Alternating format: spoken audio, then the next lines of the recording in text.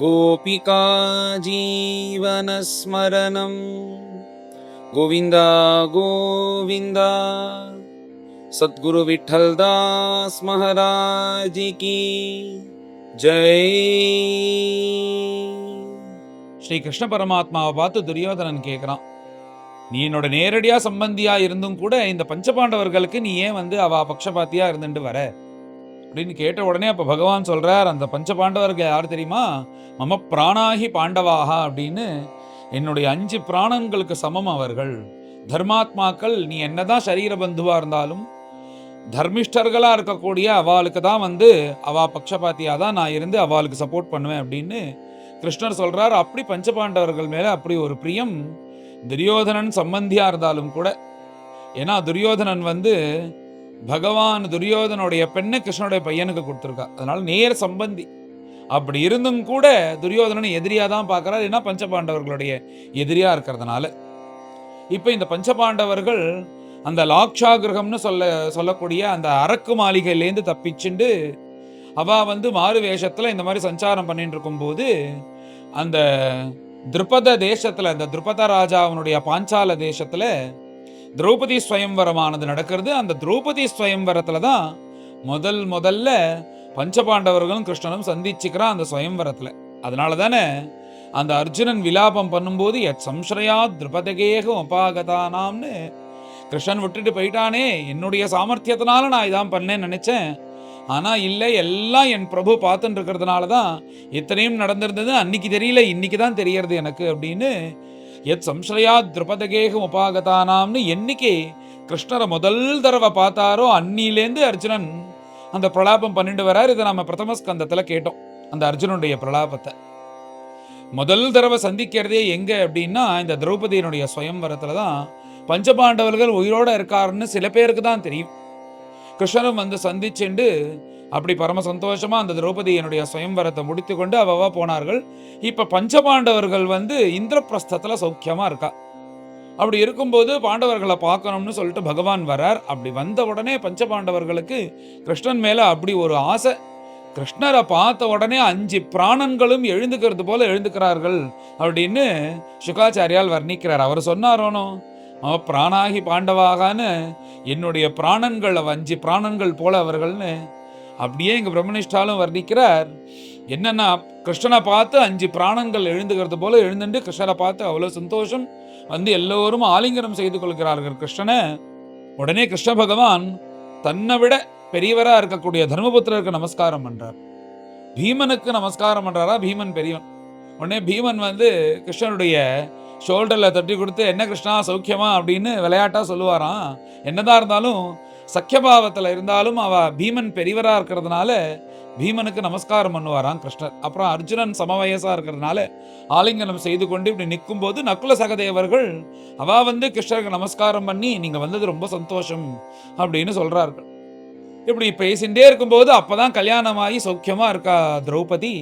திரௌபதியும் வரா, கிருஷ்ணரை பார்த்து பரம சந்தோஷம் நமஸ்காரம் பண்ணிட்டு எல்லோரும் சௌக்கியமாக பேசிட்டு இந்திரபிரஸ்தத்துல அப்படி மிதமாக எல்லாரும் ஆனந்தமாக எல்லோரும் சேர்ந்து சம்பாஷணம் பண்ணி கொண்டு அந்த அரண்மனையில உட்காந்து பேசிட்டு இருக்கா. இப்படி இவர்கள் சந்தோஷமா பேசி கொண்டு இருக்கும்போது அங்கேருந்து குந்தி வரா. குந்திய பார்த்தோன்னே நேரா போய் அப்படி ஒரு பிரியம் பகவானுக்கு நமஸ்காரம் பண்றார். அத்தன் புத்திர வாத்சல்யத்துல கிருஷ்ணரை கட்டி கொண்டு, கிருஷ்ணா நீ வந்துட்டியா, உன்னை பார்த்தாலே மனசுல இருக்கிற அத்தனை கஷ்டங்களும் எங்க போச்சுன்னே தெரியல, என்ன கஷ்டம் பட்டோன்னு தெரியல, அப்படி கஷ்டத்தையே மறந்து போயிடுறது கிருஷ்ணா. உன்னை அப்பப்ப பார்க்கும்போது என்னன்னா மனசுக்கு அவ்வளோ பரமசாந்தியாக இருக்கு. இத்தனை நாளா பட்டேனொன்னு இந்த பஞ்சபாண்டவர்களை வச்சு கஷ்டம், அந்த கஷ்டம்லாம் என்னன்னு ஞாபகம் வரமாட்டேங்கிறது. இப்போ உன்னை பார்த்ததுனால ஒரு கால் இனிமே கஷ்டம் வந்தாலும் உன்னுடைய திருமுகத்தை இப்படி பார்த்ததுனால அது தாங்குவதுக்கு தெம்பும் வருதுன்றது போல கிருஷ்ணரை பார்த்து அப்படி பிரேம பாவத்தோட நீ ஒருத்தன் இருக்கியே எங்களை காப்பாத்துறதுக்குன்னு அப்படி புத்திர வாத்சல்யத்தோட குந்தி ஆலிங்கனம் செய்து கொள்றா.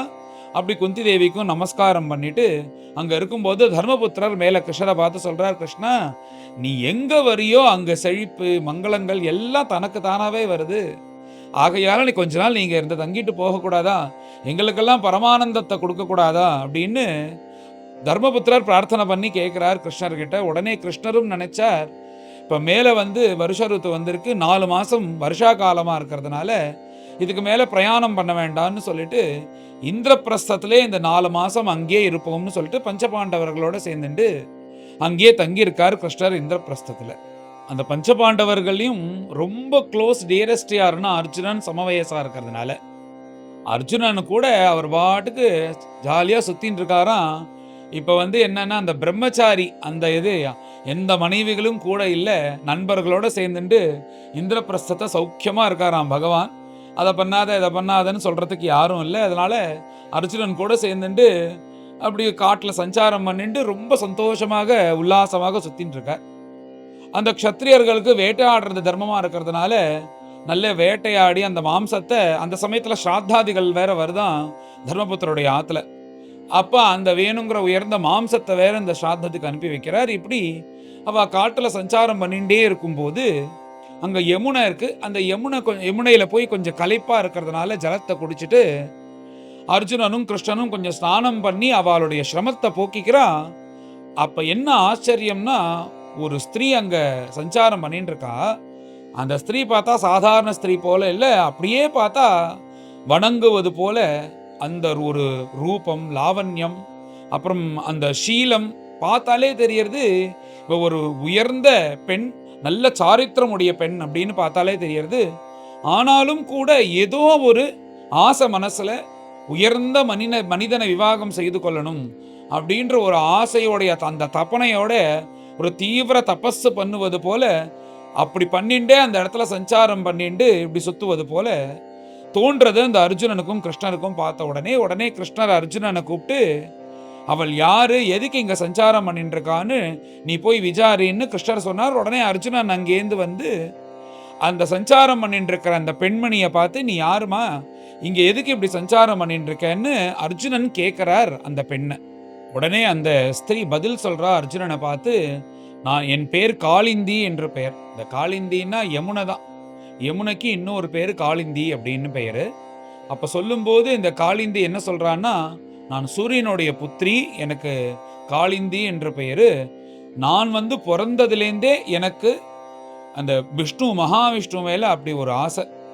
எப்படி மகாலட்சுமி விவாகம் செய்து கொண்டு பதிவிரதையாக இருந்து கொண்டு பகவானுக்கு சுஷ்ரூஷை பண்ணிட்டு இருக்காலோ அதே போல எனக்கு பகவானை கணவனாக அடையணும்னு சொல்லிட்டு நான் பிறந்ததுலேருந்தே தபஸ் பண்ணிட்டு இருக்கேன்.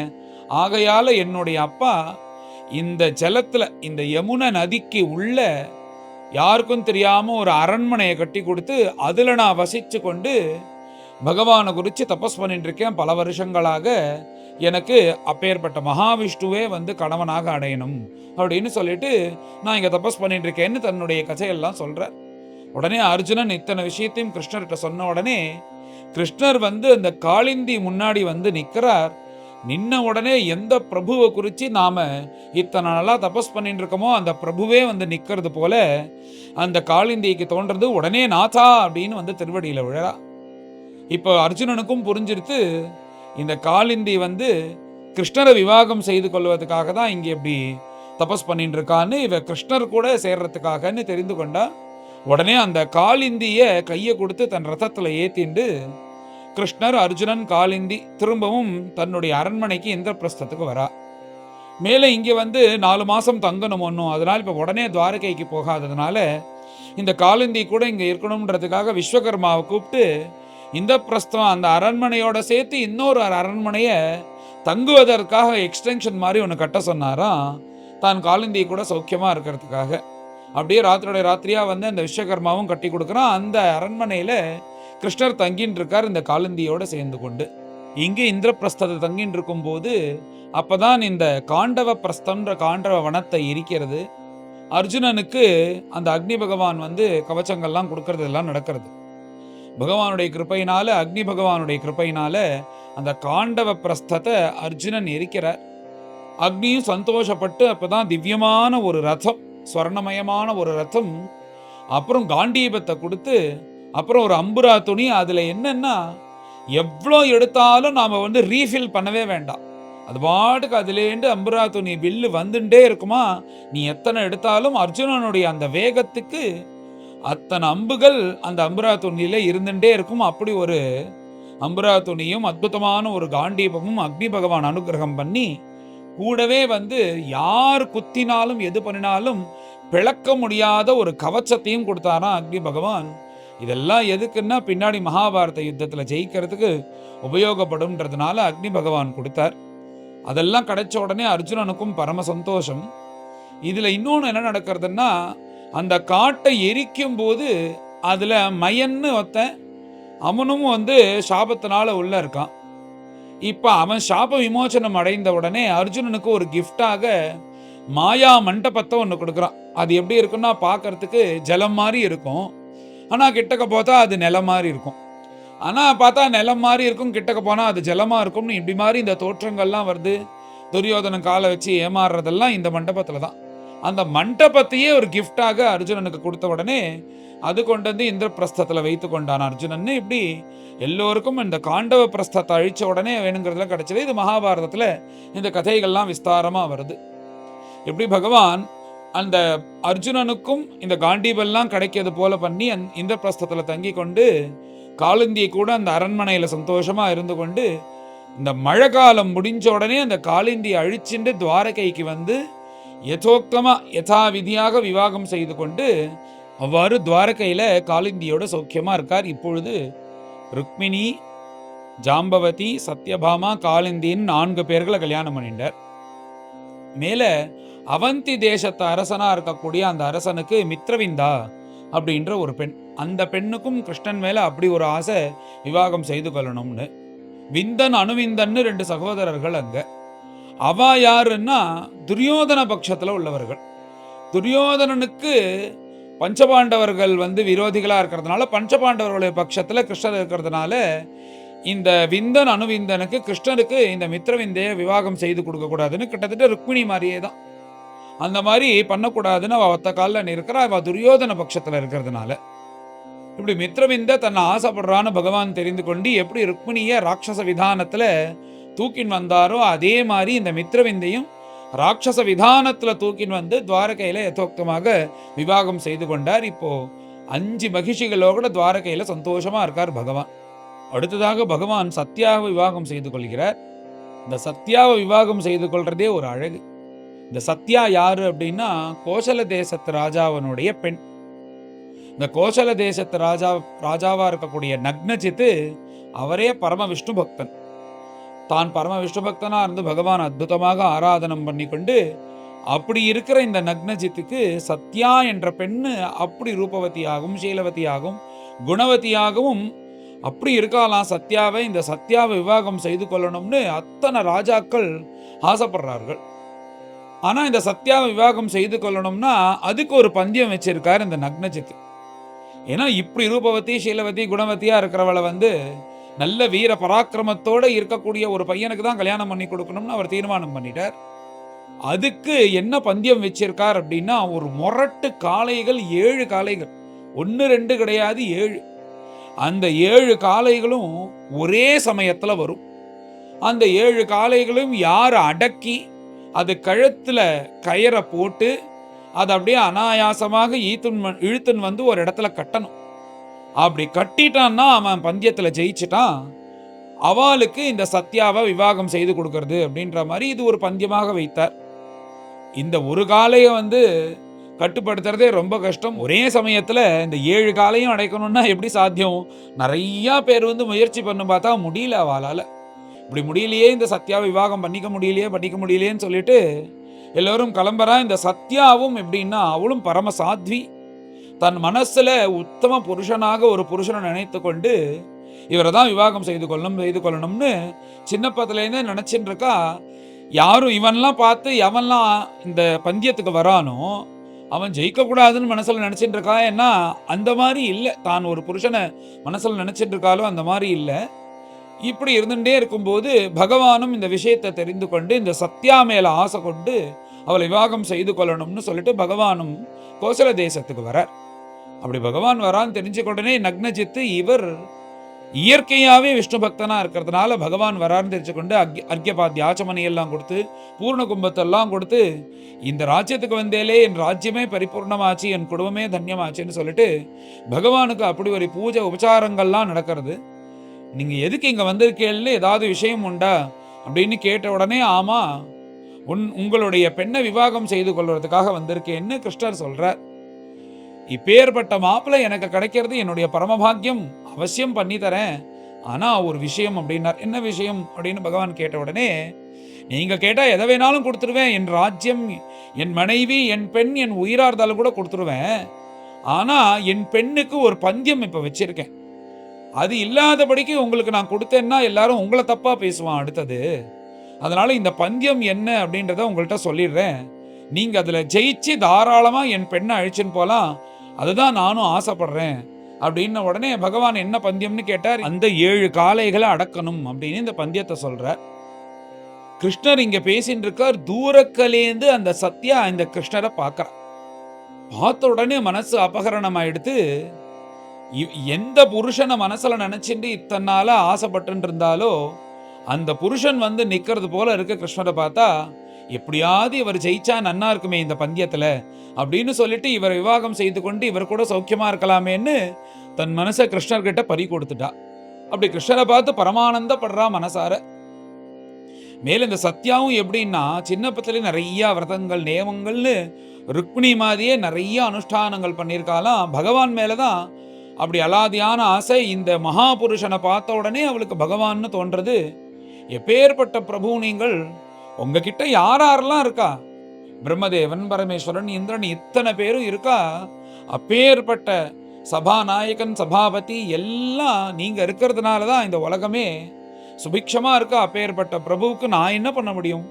நான் இங்க ஒரு அல்ப.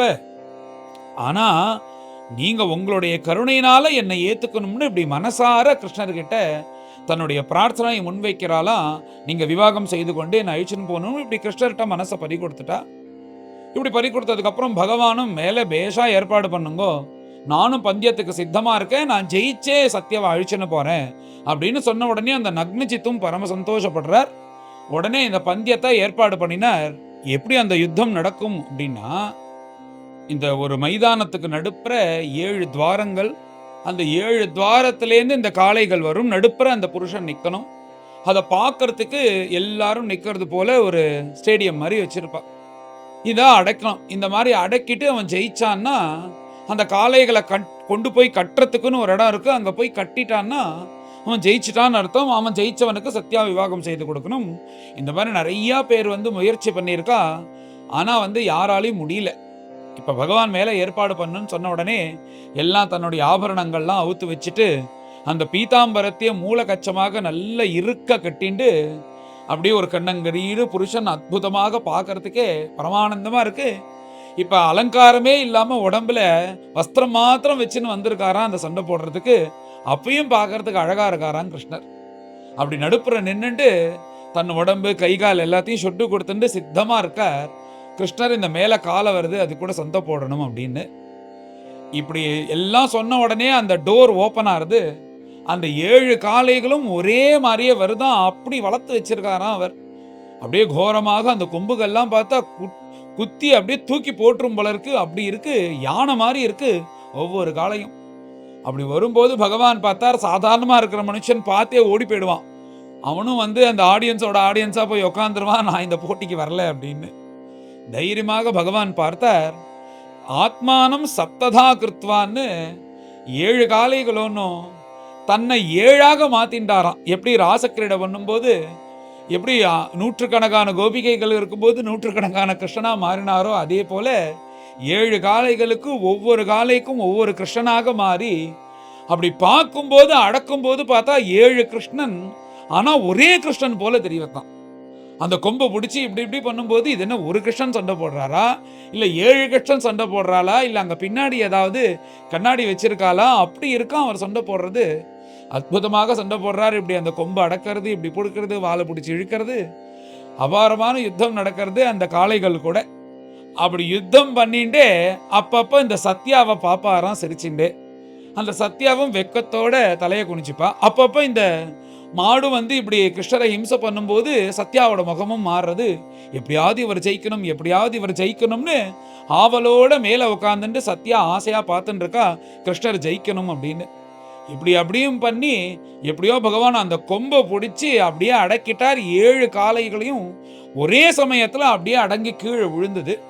அங்க பக்கத்துல ஒரு கயர் இருக்கு. அந்த கயர் எடுத்து எல்லா காளைகளுடைய அந்த கழுத்துலையும் கட்டி இப்ப ஒரே கிருஷ்ணனா இருக்காராம். அந்த ஒரே கிருஷ்ணன் அந்த 7 காளைகள் பின்னாடி இருக்கு. அந்த ரதத்தை இழுத்துன்னு வருவது போல அந்த 7 மாடுனுடைய அந்த தலைக்கயிறையும் தன் புஜத்துல போட்டுண்டு ஏதோ அனாயாசமா ஒரு சின்ன இந்த குதிரை வண்டி இருக்குமே, அந்த பொம்மை மாதிரி இருக்குமே, அதை குழந்தைகள்லாம் எப்படி அனாயாசமா தள்ளிண்டு வருமோ அந்த மாதிரி தன் கழுத்துல போட்டுண்டு அந்த 7 காளைகளும் கம்பீரமா அழிச்சுன்னு வரார் கிருஷ்ணர். அழிச்சுன்னு வந்து எங்க கட்டணமோ அங்க கட்டிட்டு அப்படி கடைக்கண் பார்வையோட மந்தஹாசத்தோட சத்யாவை பார்த்த உடனே சத்யாவுக்கு பரம சந்தோஷம். இப்படி ஜெயிச்சுட்டார், இனிமே இவர் தான் நம்ம கணவர்னு அப்படி பரமானந்தப்பட்டு சத்யாவும் மந்தஹாசத்தோட வெக்கத்தோட முகத்தை இப்படி கீழே குனிஞ்சிக்கிறா. உடனே அந்த நக்னச்சித்துக்கு பரம சந்தோஷம். நேரா வந்தா அந்த கிருஷ்ணரை தூக்கிட்டார்களாம் எல்லோரும். யாரும் ஜெயிக்க முடியாத இந்த 7 காளைகளை அனாயாசமா ஜெயிச்சிட்டேலேன்னு சொல்லிட்டு இப்படி எல்லோரும் கொண்டாடுறார்கள். நக்னச்சித்தும் வந்து பரம சந்தோஷம்னு பகவானுக்கு திரும்ப அத்தனை உபச்சாரங்களும் பண்ணி மங்கள ஸ்நானங்கள்லாம் பண்ணி வைத்து உடனேயே அங்கேயே அப்பயே கல்யாணம் பண்ணி வச்சுட்டாராம் அந்த சத்யாவை. அப்படி ஒரு விவாகம் லோகோத்தரமாக அங்கேயே அந்த கோசல தேசத்திலேயே நடக்கிறது. அந்த விவாகமே அற்புதமாக நடக்கிறது. அந்த சத்யா மேல அப்படி ஒரு ஆசையா அந்த நக்னஜித்துக்கு. போராதுக்கு கிருஷ்ணன் வேற கல்யாணம் பண்ணிட்டு போறான்னு அத்தனை சீர்கள் கொடுக்கறாராம். தாசதாசி வர்க்கங்கள், தேர்ப்பட, அப்புறம் குதிரைப்பட, யானைப்படன்னு ஒண்ணுக்கு ஒண்ணு சலை இல்லாதபடிக்கு நிறைய ஸ்வர்ணங்கள், நிறைய தனங்கள் தன் பெண்ணை விவாகம் செய்து கொடுக்கும்போது எல்லாத்தையும் சித்தமா வச்சிருக்காராம். கல்யாணம் பண்ணி கொடுக்கும்போது கொடுக்கணும்னு. ஏன்னா அவர் ராஜாதிராஜன் இப்படி ஒரு பந்தயம் வச்சு தன் மாப்பிள்ளை ஜெயிச்சிருக்காருன்னா அந்த கௌரவத்தோட அவர் அனுப்பணும்ல. அப்படி கிருஷ்ணரை ஜெயிச்ச உடனே அத்தனையும் பகுமதியாக கொடுத்து அதை எடுத்துட்டு பகவான் துவாரகைக்கு இப்படி கிளம்புற. அத்தனை சைன்யத்தோடையும் அந்த பகுமதி எல்லாத்தையும் அழிச்சுட்டு சத்யாவோட ரதத்துல வரும்போது இந்த சத்யாவை விவாகம் செய்து கொள்ளணும்னு அத்தனை ராஜாக்கள் ஆசைப்பட்டாலோன்னு அவ எல்லாரும் என்ன பண்றான்னா சைன்யத்தோட வந்திருக்காலாம் கிருஷ்ணன்ட்ட யுத்தம் பண்ணணும்னு. நீ பாட்டுக்கு எங்கேருந்தோ வருவ, பந்தயத்துல ஜெயிச்சு இந்த சத்யாவை அழிச்சுன்னு போவியா? அவன் அந்த நக்னச்சித்தை பிடிச்சி திட்டிட்டு அவனுக்கு வேற வேலையே இல்லாம இந்த மாதிரி பந்தயங்கள்லாம் வச்சா, நீ முடிஞ்சா எங்களை ஜெயிச்சு இந்த சத்யாவை அழிச்சுன்னு போ அப்படின்னு சொல்லிட்டு கிருஷ்ணரை சண்டை போடுறதுக்காக இந்த மற்ற ராஜாக்கள்லாம் கூப்பிடுறான். அந்த சமயத்துல அர்ஜுனனும் கூடயே இருக்க. கிருஷ்ணர் இப்படி கிளம்புறார் யுத்தம் பண்ணணும்னு. இப்பதான் கல்யாணம் ஆயிருக்கு, நீ மாப்பிள்ளையா இருக்க, மாப்பிள்ளை போய் சண்டை போடலாமா? மாப்பிள்ளை எப்படியும் ஜம்முன்னு உட்காந்துன்னு பார்த்துட்டு இருக்கணும். மாப்பிள்ளை தோழன் நான் இருக்கேன், நான் பார்த்துக்கிறேன். எப்பேற்பட்ட வீராதி வீரன் நான் பக்கத்துல இருக்கும்போது நீ மாப்பிள்ளையா இருக்கும்போது நீ சண்டை போட்டேன்னா எனக்கு அகௌரவம் கிருஷ்ணா அப்படின்னு சொல்லிட்டு அர்ஜுனன் இறங்குறாராம் யுத்தம் பண்றதுக்கு. அபாரமாக யுத்தம் பண்ணி கிருஷ்ணரை பார்த்து சந்தோஷப்படுறார். அந்த யுத்தத்தை பார்த்து எல்லா பயலையும் அர்ஜுனன் தனியா இருந்து அந்த அஸ்திர சஸ்திரங்கள்னால துரத்தி அடிச்சாரம். ஒரு பயலும் கிட்டக்க வர முடியல. அவன் துண்டகானம் துணிய காடம்னு ஓடி போயிட்டான் இந்த அர்ஜுனனுடைய பிரபாவத்தினால. அப்புறம் அத்தனை பகுமதியும் தாசதாசி வர்க்கங்கள் சைன்யத்தையும் அழைச்சிண்டு துவாரகைக்கு வந்து பகவான் இந்த சத்யாவோட சௌக்கியமா இருந்தாருன்னு இந்த சத்யாவோட விவாகத்தை பிரம்மனிஷ்டால் சொல்லி முடிக்கிறார். இப்ப பகவான் துவாரகாதீசனாக ருக்மிணி, ஜாம்பவதி, சத்யபாமா, காளிந்தி, மித்ரவிந்தா, சத்யா அப்படின்னு 6 மகிழ்ச்சிகளோட இங்க பகவான் துவாரகாதீசனாக சந்தோஷமாக இருக்கார். மேல இன்னொரு மகிழ்ச்சியை கல்யாணம் பண்ணிக்கிறார். அவள் யாரு அப்படின்னா கேகே தேசத்து அதிபதியினுடைய புத்திரி. அவளுக்கு பத்ரான்னு பேரு. இந்த பத்ரா யாருன்னா கிருஷ்ணனுடைய இன்னொரு அத்தை பொண்ணு. இந்த அஷ்டமகிழ்ச்சி விவாகத்திலேயே எந்த பந்தியமும் இல்லாம, எந்த சண்டையும் இல்லாம, ராட்சச விதானம் இல்லாம, ஸ்வயம்வரம் இல்லாம நல்ல அரேஞ்ச் மேரேஜ் தான். 2 பேரும் பரஸ்பரம் ஆசைப்பட்டு 2 குடும்பங்களும் பேசிண்டு அப்படி பத்ரான்னு பேர்லயே தெரியறது. பத்ரம்னா மங்களம். அப்படி எந்த சந்த சச்சரவும் இல்லாம அந்த கேகே தேசத்துக்கு போய் வசுதேவர் தேவகியும் பெண்ணு கேட்டு அவரும் பரம சந்தோஷப்பட்டு கிருஷ்ணருக்கு விவாகம் செய்து கொடுக்கணும்னு சொல்லிட்டு எல்லோரும் கேகே தேசத்துக்கு வந்து அப்படி விதிவத்தாக எந்த சண்டையும் இல்லாதபடிக்கு நன்கு கல்யாணம் பண்ணிண்டார் இந்த பத்ரைய. அந்த பேர்லயே தெரியறது அந்த பத்ரான்னு. இப்ப நமக்கு தெரிஞ்ச விவாகம்னா இதுதான். பாக்கி இந்த ராட்சச விவதானம் இதெல்லாம் இப்ப ஆச்சரணையில் இதெல்லாம் இல்லை. அதனால இந்த பத்ராவை அப்படி வெல் அரேஞ்சு மேரேஜா நன்னா இந்த கிருஷ்ணர் பண்ணிட்டார். அப்படி பத்ரா விவாகம் செய்து கொண்டு துவாரகையில் வந்து சந்தோஷமாக இருக்கிறார். அடுத்தது கடைசியாக லக்ஷ்மணா அப்படின்ற ஒரு பெண்ணை கல்யாணம் பண்ணிக்கிறார். அவளும் அப்படி சக்கல கல்யாண குணங்கள் லட்சணங்களோட ரூபவதியாகவும் சீலவதியாகவும் குணவதியாகவும் இருக்கா. இந்த லக்ஷ்மணாவோட விவாகத்தை பின்னாடி லக்ஷ்மணாவே சொல்வது போல பாகவதத்தில் வருது, அங்க வர்ணிக்கிறார் பிரம்மனிஷ்டா. அதை அந்த சமயத்தில் நம்ம சொல்லுவோம். எப்படின்னா கிட்டத்தட்ட லக்ஷ்மணாவோட விவாகம் இந்த திரௌபதியினுடைய விவாகம் போலயே தான் நடக்கிறது. அதில் கிருஷ்ணர் ஜெயிக்கிறார். அப்படி லக்ஷ்மணாவும் விவாகம் செய்து கொண்டு பகவான் இப்போ அஷ்ட மகிஷிகளை விவாகம் செய்து கொண்டு துவாரகாதீசனாக பிரபு அங்க ஜொலிக்கிறார். இந்த அஷ்ட மகிஷிகள் யாரோ கிடையாது, அந்த சாட்சாத் மகாலட்சுமியினுடைய அஷ்ட கலைகள் தான் அஷ்ட மகிழ்ச்சிகளாக அஷ்ட அம்சமாக வந்து கிருஷ்ணனை விவாகம் செய்து கொண்டது அப்படின்னு பெரியோர்கள்லாம் சொல்லுவா. ஜெகன்மாதாவா இருக்கக்கூடிய மகாலட்சுமியினுடைய அஷ்ட கலைகளே அஷ்ட மகிழ்ச்சிகளா வந்து கிருஷ்ணனை விவாகம் செய்து கொண்டார்கள் அப்படின்னு இந்த அஷ்ட மகிழ்ச்சி விவாகம். சந்திரானனா பீஷ்மி பாமா ஜாம்பவதி சத்யா மித்ரவிந்தா பத்ரா லக்ஷ்மணா காலிந்தி நாயகம் நந்தநந்தனம் ஆஸ்ருத பிருந்த பிருந்தாரகவல்யம் நந்தித நாராயண தீர்த்த நந்தனம் ஆனந்த கந்தோ ஆலோகையே ருக்மிணி கல்யாண கோபாலம். அப்படி ஆலோகையே ருக்மிணி கல்யாண கோபாலம்னு இந்த தரங்கத்தில் வரக்கூடிய பாட்டு. அதில் அஷ்டமகிஷி விவாகம் கடைசியாக சொல்கிற சந்திரானனா பைஷ்மி பாமா ஜாம்பவதி சத்யா மித்ரவிந்தா பத்ரா லக்ஷ்மணா காளிந்தி நாயகம். இப்படி இந்த 8 பேரோட விவாகம். முதல்ல ருக்மிணியை விவாகம் செய்து கொண்டார். அப்புறம் இந்த செமந்தகமணி நிமித்தமாக ஜாம்பவதி விவாகம் செய்து கொண்டார். அடுத்தது சத்யபாமா விவாகம் செய்து கொண்டார். அடுத்தது இந்த பிரஸ்தத்தில் இருக்கும்போது காலிந்தியை விவாகம் செய்து கொண்டார். அடுத்ததாக இந்த அவந்தி தேசத்து யுவராணியா இருக்கக்கூடிய மித்ரவிந்தா விவாகம் செய்து கொண்டார். அடுத்தது கோசல தேசத்து யுவராணியா இருக்கக்கூடிய சத்யா விவாகம் செய்து கொண்டார். அடுத்தது கேகே தேசத்து ராணியா இருக்கக்கூடிய பத்ரா விவாகம் செய்து கொண்டார். கடைசியாக லக்ஷ்மணா விவாகம் செய்து கொண்டு இந்த அஷ்ட மகிஷிகளோட 8 மகாலட்சுமியினுடைய கலைகளோட துவாரகாதீசனாக பிரபு துவாரகாதீசனாக இருந்து லோகத்துக்கே க்ஷேமத்தை கொடுத்துட்டு இப்படி துவாரகையை பரிபாலனம் பண்ணிட்டு வந்தார்னு பிரம்மனிஷ்டால் சொல்லி, அதுக்கும் மேல இந்த துவாரகையில இருக்கும்போது 16,000 ஸ்திரீகளை ராஜஸ்திரீகளை விவாகம் செய்து கொண்டு அவா கூடையும் குடும்பம் நடப்பது போல நேர்ந்தது அப்படின்னு சொல்லிட்டு இந்த அத்தியாயத்தை பூர்த்தி பண்றார். மேல அடுத்த அத்தியாயத்துல அந்த நரகாசுரன் வச்சிருந்தவர்கள்லாம் இந்த ஸ்திரீகள்லாம், அந்த நரகாசுர வதம் அந்த கதைகள்லாம் அடுத்த அத்தியாயத்துல வருது. இந்த 16,000 ஸ்திரீகளை பத்தி இவர் இங்க சொல்லி முடிச்ச உடனே அடுத்த அத்தியாயத்துல பரீட்சித் மகாராஜா கேள்வி கேட்க போறார். அப்போ வந்து பகவானும் சத்யபாமாவும் சேர்ந்துட்டு நரகாசுர வதம்லாம் அடுத்த அத்தியாயத்துல வருது. இந்த அஷ்டமகிஷி விவாகம் இதுல பிரதானம். இப்படி பகவான் 8 மகிஷிகளையும் விவாகம் செய்து கொண்டு துவாரகாதீசனா இருந்து எல்லோருக்கும் அனுகிரகம் பண்றார் அப்படின்னு சொல்லிட்டு பிரம்மனிஷ்டால் இந்த அத்தியாயத்தை பூர்த்தி பண்றார். மேல எல்லோரும் கறந்து இந்த அத்தியாயத்தை பாராயணம் பண்ணும்.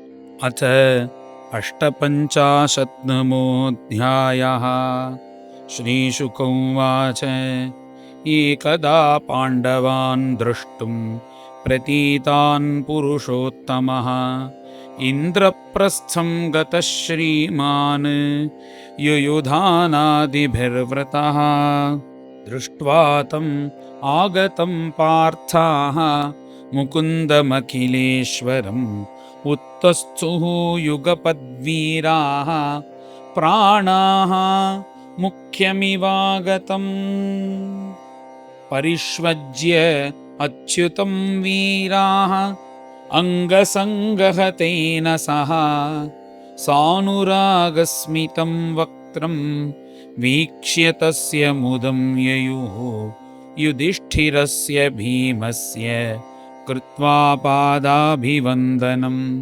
फाल्गुनं परिरभ्याथ यमाभ्यां चाभिवन्दितः परमासन आसीनं कृष्णमनिन्दिता नवोढा व्रीडिता किञ्चित् शनैरेत्य अभ्यवन्दता तथैव सात्यकिः पार्थैः पूजितश्च अभिवन्दितः निशसादासनेऽन्ये च पूजिताः पर्युपासत पृथां समागत्य कृताभिवादनः तयातिहार्दार्द्रदृशा अभिरम्भिदः आपृष्टवान् तां कुशलं सहस्नुषां पितृष्वसारं परिपृष्टबान्धवः तमाह प्रेमवैक्लव्य रुद्धकण्ठाश्रुलोचना स्मरन्ती तान् बहून् क्लेशान् क्लेशापाय आत्मदर्शनं तदैव कुशलं नोऽभूत् सनाथास्ते कृता वयं ज्ञातीन् न स्मरता कृष्णः भ्राता मे प्रेषितस्त्वया न तेऽस्ति स्वपरभ्रान्तिः विश्वस्य सुहृदात्मनः तथापि स्मरतां शश्वत् क्लेशान् हंसि हृदि स्थितः युधिष्ठिरोवाच किं न आचरितं श्रेयः न वेदागमधीश्वरा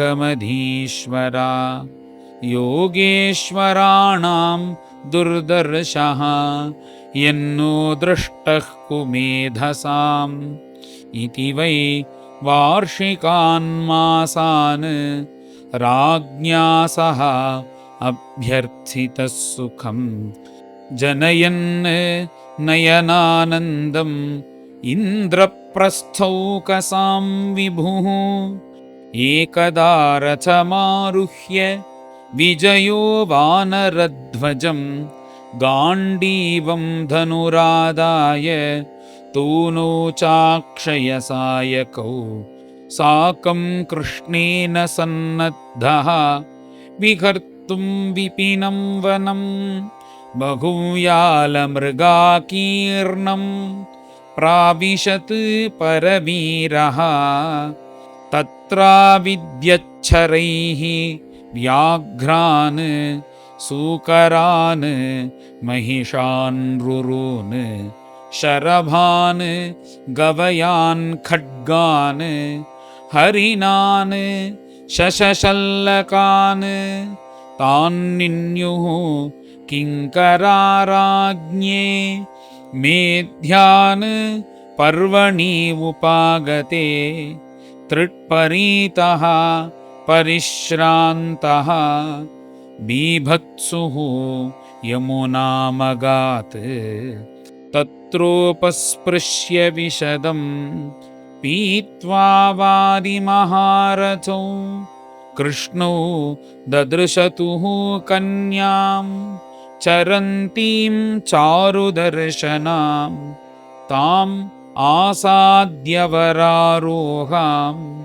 सुद्विजां रुचिराननां पप्रच्छ प्रेषितः सख्या फाल्गुनः प्रमदोत्तमाम् तात्वं कस्यासि शुश्रोणि कुतोऽसि किं चिकीर्षसि मन्ये त्वां पतिमिच्छन्तीं सर्वं कथय शोभने कालिन्द्युवाच अहं देवस्य सवितुः दुहितापतिमिच्छति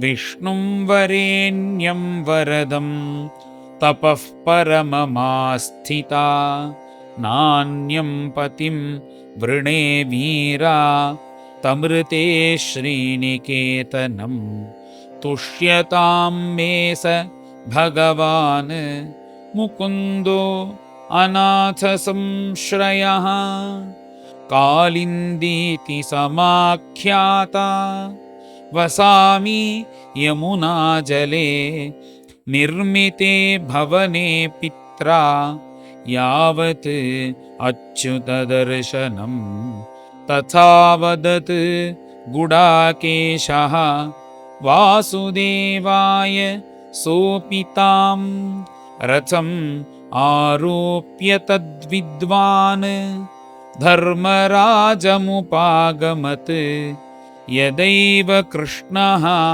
सन्दिष्टः पार्थानां परमाद्भुतं कारयामास नगरं विचित्रं विश्वकर्मणा भगवान् तत्र निवसन् स्वानां प्रियचिकीर्षया अग्नये खाण्डवं दातुम् अर्जुनस्याससारथिः सोऽग्निस्तुष्टः धनुरदात् हयान् श्वेतान् रथं नृप अर्जुनाय अक्षयौ तूनौ वर्म चाभेद्यमस्त्रिभिः मयश्च मोचितो वह्नेः सभां सख्य उपाहरत् यस्मिन् दुर्योधनस्यासीत्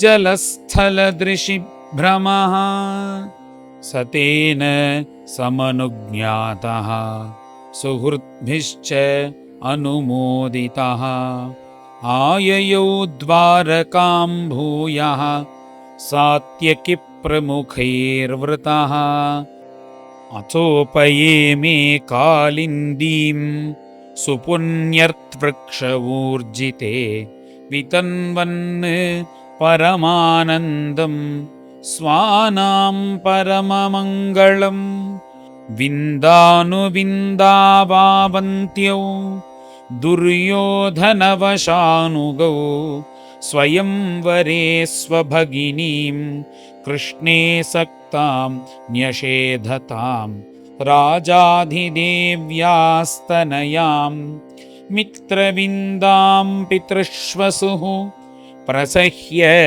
हृतवान् कृष्णः राजन् राज्ञां प्रपश्यतां नाग्नजिन्नाम कौसल्य आसीद्राजा अतिधार्मिकः तस्य सत्या अभवत् कन्या देवी नाग्नजिती नृपा न तां शेकुः नृपावोढुम् अजित्वा सप्तगोवृषान् तीक्ष्णशृङ्गान् सुदुर्धर्षान् वीरगन्धासहान् खलान् तां श्रुत्वा वृषजिल्लभ्यां भगवान् सात्वतां पतिः जगाम कौसल्यपुरं सैन्येन महतावृतः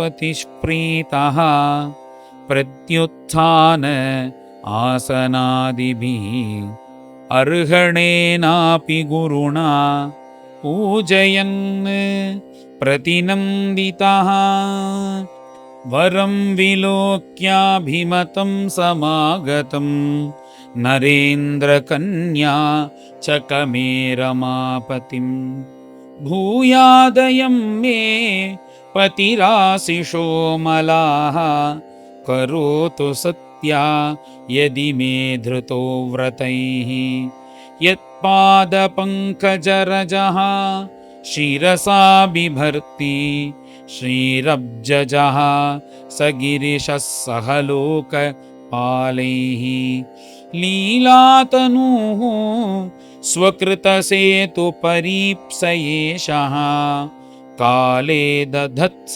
भगवान् मम केन तुष्येत् अर्चितं पुनरित्याह नारायण जगत्पते आत्मानन्देन पूर्णस्य करवाणि किमल्पकः श्रीशुक उवाच तमाह भगवान् हृष्टः कृतासनपरिग्रहः मेघगम्भीरया वाचा सस्मितं कुरु नन्दन श्रीभगवानुवाच नरेन्द्रयाञ्च कविभिर्विगर्हिता राजन्यबन्धोः निजधर्मवर्तिनः तथापि याचे तव सौहृदेच्छया कन्यां त्वदीयां न हि शुक्लदा वयम्। राजोवाच कोऽन्यस्ते अभ्यधिको नाथ कन्यावरैः प्सितः गुणैकधाम्नो यस्याङ्गे श्रीर्वसति अनपायिनी। किं तु अस्माभिः कृतः पूर्वं समयः सात्वदर्शभा पुंसां वीर्यपरीक्षार्थं कन्यावरपरीप्सया। सप्तैते गोवृषावीर दुर्दान्ता दुरवग्रहाः एतैर्भग्नाः सुबहवः भिन्नगात्रा नृपात्मजाः। यदि मे निगृहीताः स्युः त्वयैव यदुनन्दना वरो भवान् अभिमतः दुहितुर्मे श्रियः पते। एवं समयमाकर्ण्य बद्ध्वा परिकरं प्रभुः आत्मानं सप्तधा कृत्वा न्यगृह्णाल्लीलयैव तान्। बद्ध्वा तान् दामभिः शौरिः भग्नदर्पान् हतौजसः व्यकर्षल्लीलया बद्धान् बालो दारुमयान् यथा। ततः प्रीतः सुतां राजा ददौ कृष्णाय विस्मितः। तां प्रत्यगृह्णात् भगवान् विधिवत् सदृशीं प्रभुः। राजपत्न्यश्च दुहितुः कृष्णं लब्ध्वा प्रियं पतिं लेभिरे परमानन्दं जातश्च परमोत्सवः। शङ्खभैर्यानकानेदुः गीतवाद्यद्विजासिषः नरानार्यः प्रमुदिताः सुवासहास्रगलङ्कृताः। दशधेनुसहस्राणि पारिबर्हमदाद्विभुः युवतीनां त्रिसाहस्रं निष्कग्रीवसुवाससां नवनागसहस्राणि नागान् शतगुणान् रथान् रथान् शतगुणान् अश्वान् अश्वान् शतगुणान् नरान्। दम्पती रथमारोप्य महत्या सेनया वृतौ स्नेहप्रक्लिन्नहृदयः यापयामास कोसलः। श्रुत्वैतत् रुरुधुर्भूपाः नयन्तं पथि कन्यकां भग्नवीर्याः सुदुर्मर्षाः यदुभिः गोवृषैः पुरा तानस्यतः शरौव्रातान् बन्धुप्रियकृत् अर्जुनः। गाण्डीवी कालयामास सिंहः क्षुद्रमृगानिव पारिबर्हमुपागृह्य द्वारकामेत्य सत्यया रेमे यदूनां ऋषभः भगवान् देवकीसुतः। श्रुतकीर्तेः सुतां भद्राम् उपयेमे पितृश्वसुः कैकेयीं भ्रातृभिर्दत्तां कृष्णः सन्तर्दनादिभिः सुतां च मद्राधिपतेः लक्ष्मणां लक्षणैर्युतां स्वयंवरे जहारैकः ससुपर्णः सुधामिव। अन्यांश्चैवं विधा भार्याः कृष्णस्यासन् सहस्रशः भौमं हत्वा तन्निरोधात् आहृताश्चारु दर्शनाः। श्रीहरये नमः। श्रीहरये नमः। श्रीमद्भागवते महापुराणे पारमहंस्यां संहितायां दशमस्कन्धे उत्तरार्धे अष्टमहिषी उद्वाहो नाम अष्टपञ्चाशत्तमोऽध्यायः। गोपिका जीवनस्मरणं गोविन्द गोविन्द। सद्गुरु विठ्ठलदास महाराज की जय।